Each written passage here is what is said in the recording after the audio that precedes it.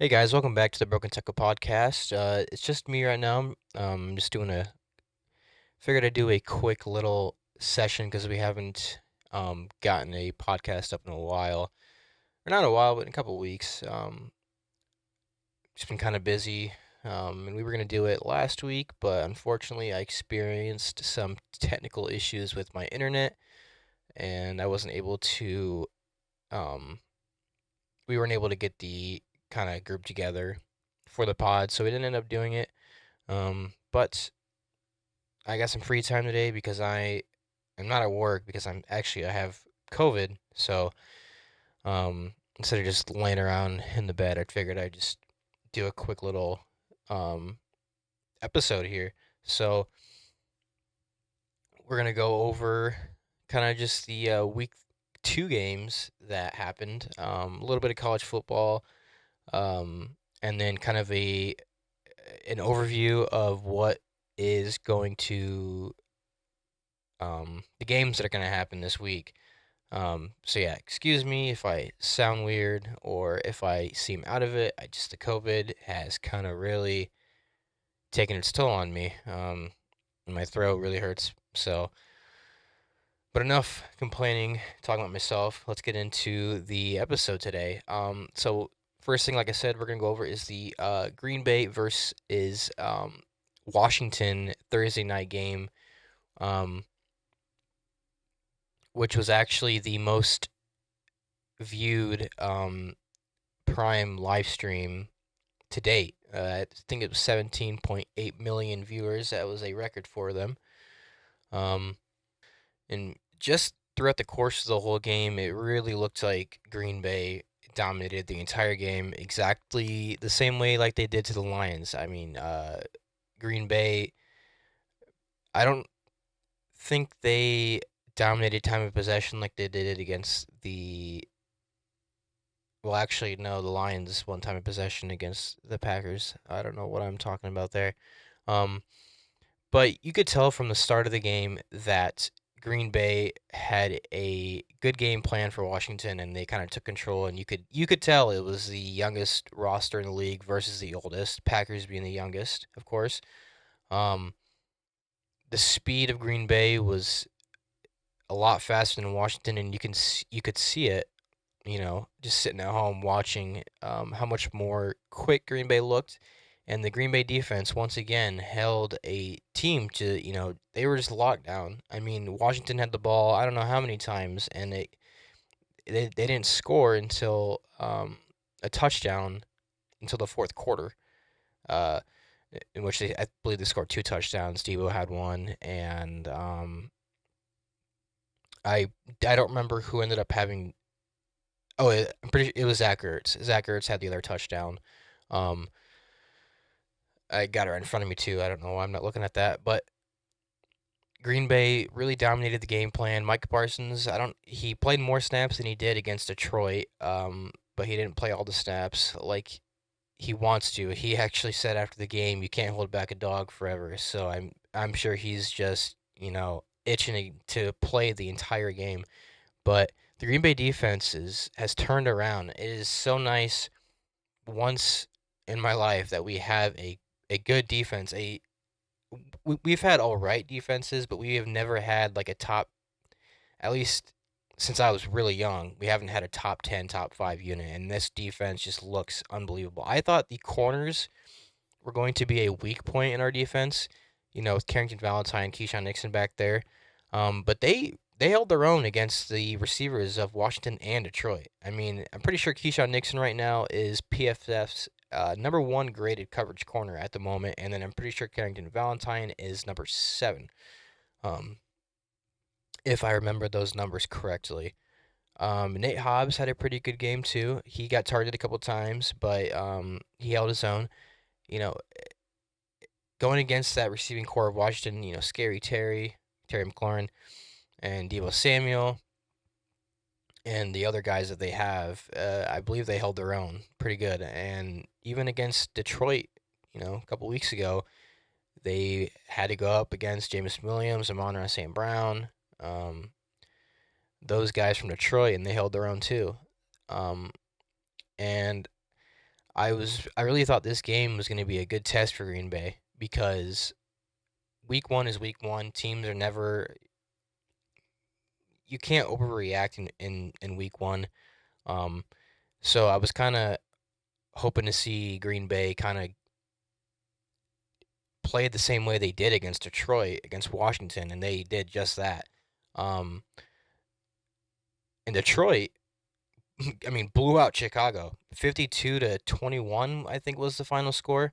I mean, they blew them out. They destroyed them, and Green Bay held them to 6 points if you don't count the garbage time touchdown with a minute left to Isaac Tesla, who had a great catch, by the way. And then he had another good one against Chicago too.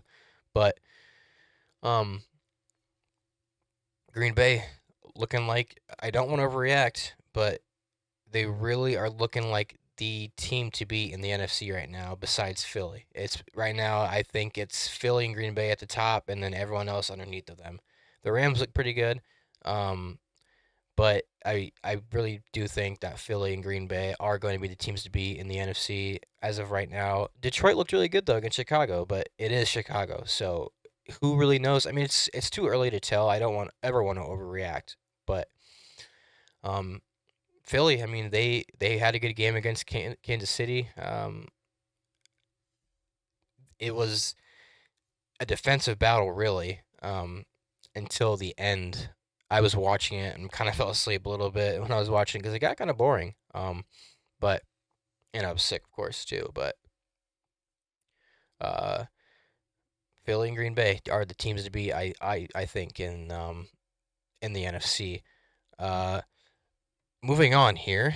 Let me pull my notes up. I don't want to sit on this Green Bay Washington game for too long because I just wanted to do a quick little podcast here.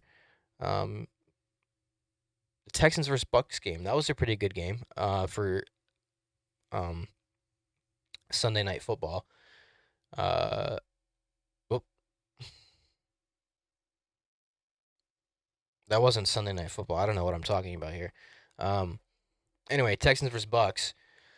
CJ Stroud, I don't want to say he's having a 30-year slump, sophomore slump, because I don't really believe in those. I think it really is a product of your environment, which I think, I mean, CJ Stroud, he really wants to win now. He said that he's tired of, losing in the playoffs. He wants to make it all the way. But the Texans offensive line just does not do him any favors. I mean, he was under pressure so many times against the Buccaneers. Um, just having to make a lot of magic with his feet. And I never really understood why the Texans traded away Laremy Tunsil to the Commanders. I don't understand it. You want to protect your franchise quarterback, and they trade away their star left tackle. So I never really understood that. But I think the Bucks are going to be a good team in the NFC as well. I for tiers, I think it's Green Bay and Philly at the top, and then right underneath of them is the Rams and the Buccaneers, and I think those are the NFC teams really that have the highest chance, I think, of getting to the Super Bowl at the moment. Um, but the Texans Bucks game was a good game. It was nice to see Nick Chubb get a rushing touchdown. In those last seconds there, unfortunately, I had him benched on my fantasy team. But it was fine because CMC got me a decent amount of points again. So, um, coming on to week 3 here, we have a couple good games. We have Miami at Buffalo. I think Buffalo obviously is going to win that game. I think this is a prove it game for Mike McDaniel. The Dolphins have not looked good since Thanksgiving last year. They really need to figure out what's going on with their team. Tyreek's looking frustrated. Tua doesn't look good. I mean, and I know they had a lot of injuries in preseason and training camp and that kind of thing, but man, I think this is a prove it game from Mike McDaniel. I think if Buffalo comes in there, or if Miami goes in there and just gets absolutely dominated by Buffalo, Mike McDaniel's going to be on the hot seat for sure. And then Another game to kind of look out for is Cincinnati at Minnesota. JJ McCarthy is going to be out for that game. He apparently has a high ankle sprain, so he's not going to play. And then Joe Burrow, as most of us know, he is going to be out for 3 months with a turf toe injury. So um, it's going to be a battle of the backup quarterbacks. Jake Browning versus Carson Wentz, I think, is going to be the starter for Minnesota. So we're going to see him get to play again. Minnesota is favored by 2.5 points on that one. But we'll see. That'll be a good game. And then Los Angeles at Philadelphia. I think that's going to be a playoff preview. It could be a playoff preview. Rams going up there into Philly. I think that'll be another good game. I'm kind of surprised that's not the Sunday night game. Instead, we get Kansas City at New York. New York looked all right against the Cowboys, but you know what can you say? It's week 2, so. But that Rams and Philadelphia game is going to be a good one. And then Detroit at Baltimore. That is going to be, I think, a very fun game. I think this is where we're really gonna see who is who. Like, is Detroit really good? Did Green Bay really make Detroit look that bad week 1, or was it just kind of like a fluke game um, for Detroit going up there in a Lambeau and getting dominated by Green Bay? And then Baltimore, they dominated the Browns. So I mean, what can you really say about that? Uh, and they did lose the Bills with that, kind of fourth quarter blunder, whatever happened to the Ravens. But that's going to be I think that's going to be a good Monday night game to watch there. Let's see here. Had to take a drink of water there. Throat's getting a little itchy from this darn COVID. Trying to see these other games here. New Orleans at Seattle. I think Seattle's going to win that one. These other games don't really look the greatest. Cam Ward versus Indianapolis. I think it's. I'm really, you know, kind of. I'm interested to see if Cam Ward is really going to be good. He had a pretty good throw against Denver. Across his body, across the whole field for a touchdown to Ayu Maynor. But Arizona at San Francisco. Arizona looks a little better than they have been looking. Wouldn't be surprised if Arizona went up there and won that game, honestly. San Fran is favored by a point and a half. Dallas and Chicago. I mean, I'm actually kind of surprised Chicago's favored there. Dallas's offense has looked all right the first 2 weeks, and Chicago just lost Jalen Johnson for looks like the year with the groin injury, and they're already beat up on the back end there. So I'm surprised that Chicago's favored, probably just because it's at home and it's in Chicago. Um, but otherwise, I don't see too many like upsets happening here. I think Pittsburgh is going to beat New England. They're favored by a point and a half there as well. But it's the NFL, it's week by week. Anything can happen. It's not like college football. We're gonna get teams winning by 60. Um, they all get paid to play, so anything can happen really. But with that, let's move on to Green Bay versus the Browns this week. Just going to talk about this because Green Bay is obviously my favorite team, and I want to do a little breakdown of that game. But as you can see here, we got a bunch of little fun facts here. It's the earliest visit to Cleveland since 1972, which I'm kind of surprised about that. It seems like we play Cleveland pretty often, honestly. Um, but we lead the series all time 14-7, and we've won 4 straight over Cleveland. Um, the last time we went there, I guess, was in 2017. I remember that game, actually. I remember watching that game. Davante Adams had the overtime touchdown for the win. We almost lost to the winless Browns that year. Yeah, we weren't that good that year. Aaron Rodgers was hurt. Brett Hundley was playing. Mike McCarthy's, final years there in Green Bay, we weren't looking too good. But I think Green Bay is going to win this one pretty handedly. I don't think Cleveland's offensive line is that good. I was looking at their PFF rankings, and their tackles give up a lot of pressures. And what do you know? Green Bay acquires Micah Parsons, and he the Green Bay D line is top 5 in pressures right now through 2 weeks. I think Green Bay is gonna really get after Joe Flacco there. I think there's gonna be a lot of sacks for Green Bay that game. Um, and I don't really. The Browns defense it's all right, I guess, but again, I just don't think they're up to the same level as the Packers really are. Wonder if they got anything else here on this. Let's see here. Nothing really much more on this page here. But let's take a look at the ESPN little thing here. Nope. Well, never mind. I don't know. It's here we go. Okay. So yeah, Green Bay is favored by 7.5 points. The one thing that I think could kind of impact this game is going to be Myles Garrett going up against Anthony Belton, our rookie second round right tackle. It's Zach Tom has been.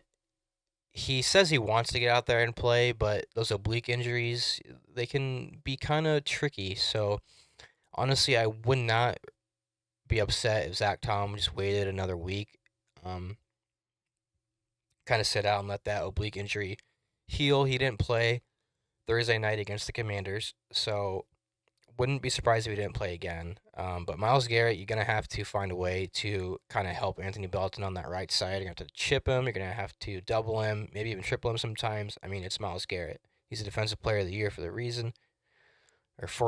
Sorry. But Green Bay is projected a 70% chance to win over Cleveland. I think that's gonna be what happens. Jordan Love's on a tear right now. I don't think the Cleveland Browns defense has what it takes to kind of cover all the weapons that Green Bay has. I don't think their linebackers are good enough to cover the tight ends. The running game for Green Bay hasn't been the greatest through 2 weeks. I mean, Josh Jacobs carried the ball 42 times already for 150 yards. So that's a lot of carries for not a ton of yards. But maybe he can break out this game against the Browns. Quinshon Judkins has 10 carries. It doesn't say he has 61 rushing yards. Again, kind of like I've been harping on, I think the Green Bay defense is going to be the reason that the Browns are not going to take the win here. I think Green Bay is going to hold them in check. So I say Green Bay probably wins this game, probably like 33-20. That's what I'm going to say. Let's get into some college football now here. So here I have the rankings pulled up here if you're watching on YouTube. We have Ohio State at 1, Penn State at 3, Penn State at 2, LSU at 3, Miami at 4, Georgia at 5, Oregon at 6, Florida State at 7, Texas at 8, Illinois at 9, and Texas A&M at 10. Something that I'm surprised to see on these rankings is that Notre Dame is still ranked after being 0-2. I believe the last time this happened, a winless team being ranked after a couple weeks, I'm trying to remember who it was, but it's been a while. It's been a long time since this has happened. They're still there. Now, they really probably could have won at Texas A&M, but maybe that's why the voters still have them, have Notre Dame there at 24 still. Alabama at 14. Surprised that they're still in there. Honestly, they kicked USF out and left Alabama in after USF. Now they did get dominated by Miami, but Miami's a top 4 team. Alabama got dominated by Florida State, who was ranked 7th, and that's the only reason they're still ranked. So not fair to my USF boys out there. I play with them as my College Football 26 dynasty, and I've rebuilt them. Not fair to them to be kicked out of the rankings just because they, lost to Miami, the 4th team in the nation, who I think is getting first place votes, honestly. Yeah, it looks like they got 3 first place votes. So, not fair to kick them out of there. Don't agree with that. Let's see here. And USF, they beat Boise State and Florida. Thankfully, Florida has dropped out finally. I'm glad that they did. DJ Lagway threw 5 picks against LSU. LSU is doing a lot better than I thought they were going to be this year. They're doing a lot better. I never, saw them being at 3 this early, but here they are, ranked number 3 in the nation. Tennessee at 15. Tennessee looks all right. Iowa State moves up after barely surviving. Arkansas State, surprised for that, honestly. I thought they maybe would have fell a little bit, but they move up 2 spots in the AP poll. Indiana, another good game. They're 3-0. Georgia Tech had a good game as well. I like Georgia Tech this year. I also love their uniforms for some reason. USC appears at, okay, it looks like USC's been at 25. So they're 3-0. Utah 3-0. Oregon actually dropped down a couple spots after playing Northwestern. They didn't blow them out, but I mean they still won pretty handily. I'm surprised they fell 2 spots for that, really. But otherwise, I really don't disagree with a lot of the AP poll besides the USF thing, like I was just talking about, and then the Notre Dame being winless and still ranked. Penn State at 2. I think maybe you could flip. You can move Oregon, Georgia, Miami up over Penn State. Penn State really hasn't played anybody impressive yet. So I think maybe you can move those 2 around. But other than that, I don't really disagree with a lot of the AP poll.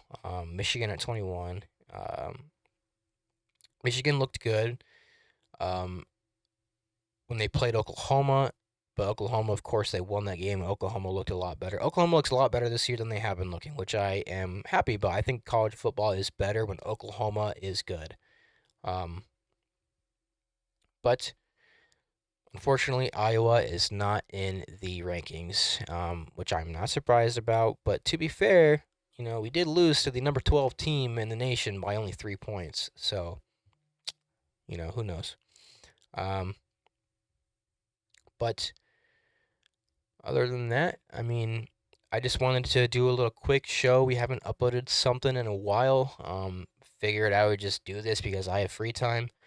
Don't forget to check out our TikTok. It's been blowing up. It's just Broken Tackle Show on TikTok. And then we have an Instagram and a Twitter as well. We don't really upload on the Twitter too much. I kind of want to wait to get this thing growing before we start uploading on Twitter. But our TikTok has been on the rise, so that's good. Hopefully we can get some more TikTok viewers onto the YouTube channel and then more YouTube channel viewers over to TikTok. We're not that big yet, but got to keep posting. Can't keep having these weeks where we don't upload anything, so that's why I figured I'd get on here and just make a quick little pod. So thanks guys for watching. Make sure to subscribe, follow us on all those socials, and have a good day.